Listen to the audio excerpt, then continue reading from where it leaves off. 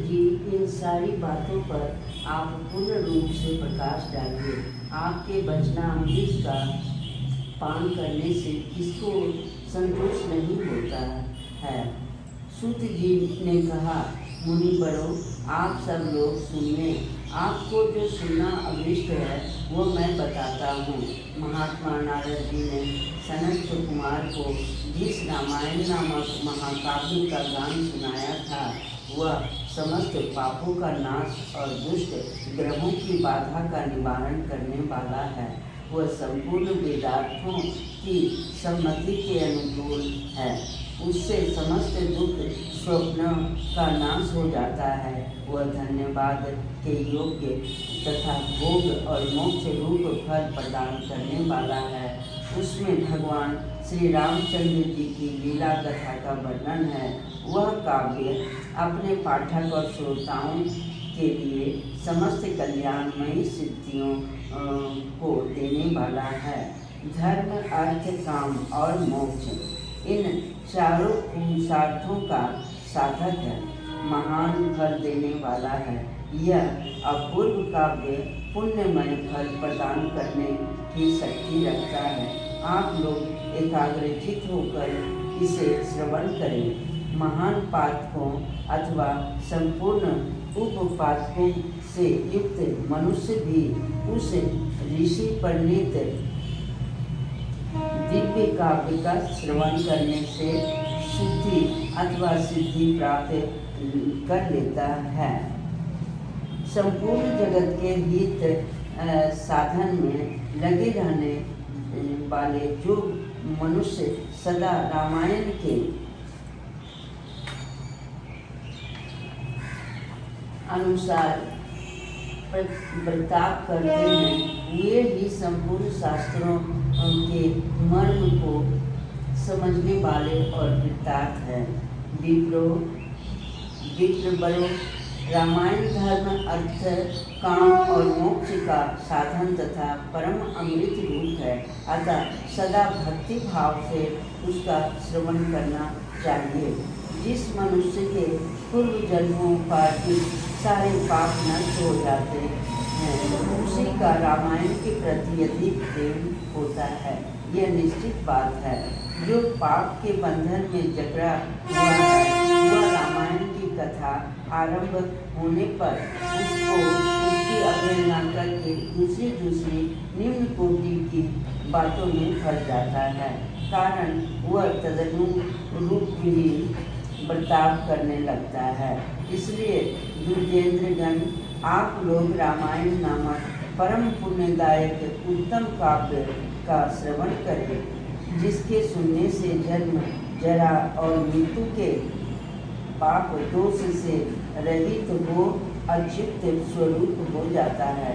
रामायण काव्य अत्यंत उत्तम, वर्णनीय और मनोवांछित वर देने वाला है। वह उसका पाठ और श्रवण करने वाले समस्त जगत को शीघ्र ही संसार सागर से पार कर देता है। उस आदि काव्य को सुनकर मनुष्य श्री रामचंद्र जी के परम पद को प्राप्त कर लेता है।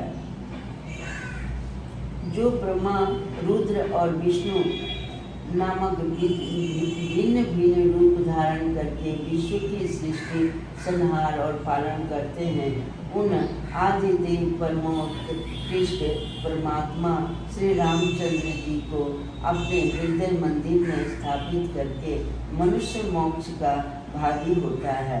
जो नाम तथा जाति आदि विकल्पों से रहित कारण से परे सर्वोत्कृष्ट वेदांत शास्त्र के द्वारा जानने योग्य एवं अपने ही प्रकाश से प्रकाशित होने वाला परमात्मा है, उसका समस्त वेदों और पुराणों द्वारा साक्षात्कार होता है। इस रामायण के अनुशीलन से ही उसी की प्राप्ति होती है। विप्रवरों, कार्तिक माह और चैत्र मास के शुक्ल पक्ष में 9 दिनों में रामायण की अमृतमयी कथा का श्रवण करना चाहिए। जो इस प्रकार श्री रामचंद्र जी के मंगलमय चरित्र का श्रवण करता है वह इस लोक और परलोक में भी अपनी समस्त उत्तम कामनाओं को प्राप्त कर लेता है। वह सब पापों से मुक्त हो अपनी 21 पीढ़ियों के साथ श्री रामचंद्र जी के उस परम धाम में चला जाता है जहाँ जाकर मनुष्य को कभी शोक नहीं करना पड़ता है। चैत्र माघ और कार्तिक के शुक्ल पक्ष में परम पुण्य में रामायण कथा का नवाब पारायण करना चाहिए तथा 9 दिनों तक इसे प्रयत्न पूर्वक सुनना चाहिए। रामायण आदि काव्य हैं। यह स्वर्ग और मोक्ष देने वाला है अतः संपूर्ण धर्मों से रहित होकर कलयुग आने पर 9 दिनों में रामायण की अमृतमयी कथा को श्रवण करना चाहिए। ब्राह्मणों, जो लोग भयंकर कलिकाल में श्री राम नाम का आश्रय लेते हैं वे ही कृतार्थ होते हैं। कलियुग उन्हें बाधा नहीं पहुंचाता है। जिस घर में प्रतिदिन रामायण की कथा होती है वह तीर्थ रूप हो जाता है। वहाँ जाने से दुष्टों के पापों का नाश होता है। जिस घर में प्रतिदिन रामायण की कथा होती है वह तीर्थ रूप हो जाता है। वहाँ जाने से दुष्टों के पापों का नाश होता है। तपोधनों, इस शरीर में तभी तक पाप रहते हैं जब तक मनुष्य श्री रामायण कथा का भली भांति श्रवण नहीं करता। संसार में श्री रामायण की कथा परम दुर्लभ ही है। जब करोड़ों जन्मों के पुण्यों का उदय होता है तभी उसकी प्राप्ति होती है। श्रेष्ठ ब्राह्मणों, कार्तिक माह और चैत्र के शुक्ल पक्ष में रामायण के श्रवण मात्र से राक्षस भाव पन्न सौदास भी शाप मुक्त हो गए थे। सौदास ने महर्षि गौतम के शाप से राक्षस शरीर प्राप्त किया था। वे रामायण के प्रभाव से ही पुनः उस शाप से छुटकारा पा सके थे। जो पुरुष श्री रामचंद्र की भक्ति का आश्रय ले